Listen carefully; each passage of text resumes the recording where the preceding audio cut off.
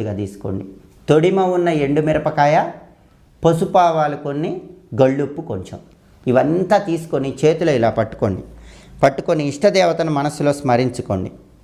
5 నిమిషాల పాటు ఇష్టదేవతను మనసులో స్మరించుకొని దాన్ని అలానే మనసులో స్మరించుకున్న తర్వాత ఎవరికైతే సమస్య ఉందో వాళ్ళ చుట్టూ యాంటీ క్లాక్ వైజ్ డైరెక్షన్లో 7 సార్లు దాన్ని తిప్పండి. తిప్పిన తర్వాత మీకు దగ్గరలో పెరట్లో ఎక్కడైనా కొంచెం మట్టి తీసి అందులో దాన్ని పూడ్చేసేయండి. 24 గంటల్లోపు మీకు అద్భుతమైనటువంటి పరిష్కార మార్గం మీ సమస్యకు లభిస్తుంది. మరి గొయ్యి తీసి పూడ్చిపెట్టేయటం ఇవన్నీ సాధ్యం కాదండి అని భావించే వాళ్ళు ఏం చేయాలి?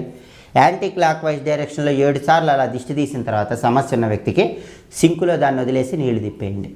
ఇలా చేస్తే తప్పకుండా పరిష్కార మార్గం లభిస్తుంది. అలాగే భార్యాభర్తల మధ్య గొడవలు ఎక్కువగా ఉన్నప్పుడు కూడా 4 మిరియాలు, 4 లవంగాలు